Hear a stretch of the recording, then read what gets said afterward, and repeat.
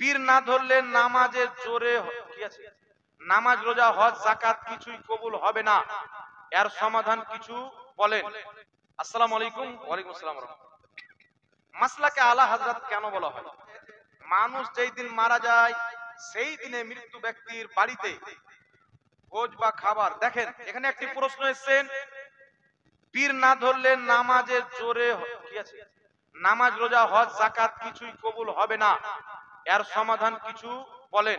পীর না ধরলে নামাজ রোজা হজ যাকাত কবুল হবে না, এটা ভুল ধারণা। পীর ধরা ফরজ নয়, ওয়াজিব নয়, সুন্নাতে কাদিমা মুস্তামেরা, যারা ধরবে সওয়াব পাবে, ধরা উচিত, সুন্নাতে আমলগুলো বহুত নেকি পাওয়া যায়। তবে কেউ যদি না ধরে কিন্তু পীর মুরিদিকে মুস্তাহাব বা সুন্নাত মনে করে, ওই ব্যক্তির কোনো সমস্যা নাই, নামাজ রোজা হজ যাকাত কবুল হবে।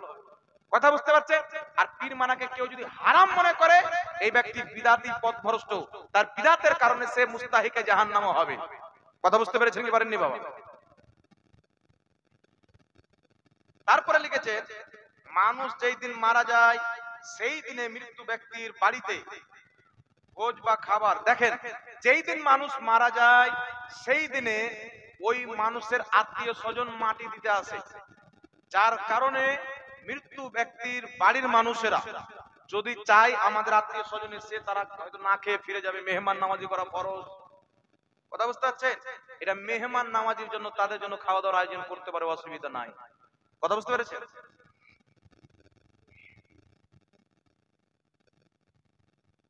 আসসালামু আলাইকুম। ওয়ালাইকুম আসসালাম। মাসলাকে আলা হযরত কেন বলা হয়? আমি এখন বললাম দেওবন্দীদের আকীদা শুনলেন, আল্লাহ মিথ্যা বলতে পারে, নবীর জ্ঞান যেতে শয়তানের জ্ঞান বেশি, নবীর পরে নবী আসতে পারে, উম্মতি আমল করে নবীর চেয়ে বড় হতে পারে, নবী মরে মাটির সাথে মিশে গেছে, নবীর সমান বড় ভাইয়ের মতো করতে হবে, নবীর মতন জ্ঞান পশু পাখিকে আছে। লামাযাবিদের আকীদা বললাম, নবী যেটা করেছেন ওটা শিরক, সাহাবা যেটা করেছেন ওটা শিরক। এই রকম হাজারো এদের জঘন্য আকীদা আজ থেকে 150 বছর পূর্বে ফোকাস পেয়েছে। কথা বুঝতে পারছেন না? জন্ম হয়েছে ওই সমাজে 1000 চাইতে বেশি কিতাব লিখে আলা হযরত এদের সকলকে ভুল প্রমাণ করে নবী মুস্তাফার দ্বীনকে মানুষের সামনে তুলে ধরেছেন। তো মাসলাকে আলা হযরত কি? আল্লাহ মিথ্যা বলতে পারে না, এটা হলো মাসলাকে আলা হযরত। মাসলাকে আলা হযরত কি? নবীর জ্ঞান আল্লাহর পরে সবচাইতে বেশি, এটা হলো মাসলাকে আলা হযরত। মাসলাকে আলা হযরত কি? নবী মরে মাটির সাথে মিশে যায়নি, নবী কবরে জিন্দা নবী, এটা মাসলাকে আলা হযরত। মাসলাকে আলা হযরত কি? নবীর সমান বড় ভাই নয়, মা বাপ সবার চাইতে বেশি, আল্লাহর সৃষ্টিতে সবচাইতে বেশি নবীকে মুহাব্বত করতে হবে, এটা হলো মাসলাকে আলা হযরত। জোরে বলুন সুবহানাল্লাহ। আল্লাহ নিরাকার, এটা মাসলাকে আলা হযরত। নবীর ওসিলা উম্মতের জন্য জায়েজ, এটা হলো মাসলাকে আলা হযরত। কিয়ামতের ময়দানে ওয়াহাবি বলেন নবী কিছু করতে পারবে না, আলা হযরত সাবিত করেছেন কিয়ামতের ময়দানে নবী বড় বড় পাপীকে শাফাত করে জান্নাতে নিয়ে যাবে। নবীর আকীদা যারা ওয়াহাবিরা মিটাচ্ছিল, আলা হযরত জিন্দা করেছেন, তখন থেকে মানুষ বলছেন মাসলাকে আলা হযরত। তখনকার সব উলামায়ে কেরাম একটা নারা দিলেন যে আমরা তো মুসলমান, আমরা আহলে সুন্নাত ওয়াল জামাত, আমরা বেরেলভি নই। তবে দেওবন্দি, ওয়াহাবি, কাদিয়ানি, খারজি এরাও নিজেকে আহলে সুন্নাত বলতে লাগলো, এরাও নিজেকে সুন্নি বলতে লাগলো। তো এদের থেকে আলাদা করার জন্য ওই জামানার উলামায়ে কেরাম আহলে সুন্নাত ওয়াল জামাতকে নাপাক থেকে আলাদা করার জন্য একটি নারা দিয়েছেন মাসলাকে আলা হযরত।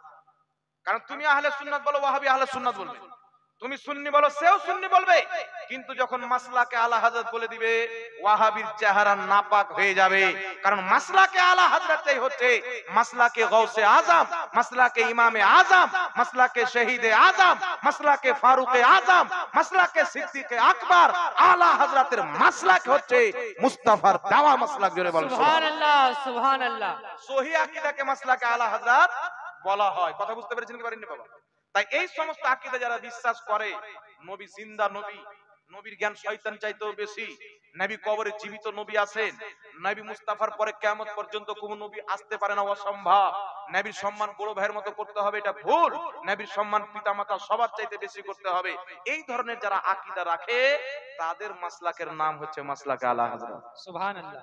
আপনি যদি বলেন নবী বড় ভাইয়ের মতন, তাহলে আপনি মাসলাকে আলা হযরত লাগার অধিকার রাখেন না। আপনি যদি বলেন আল্লাহ মিথ্যা বলতে পারে, মাসলাক আলা হযরত আপনার জন্য নয়। যারা নবী এবং সাহাবার দ্বীনকে মানে, যারা গওস কুতুব আবদালের দ্বীনকে মানে, গরিব নওয়াজের দ্বীনকে মানে, তারাই বলবে মাসলাকে আলা হযরত। জোরে বলছেন।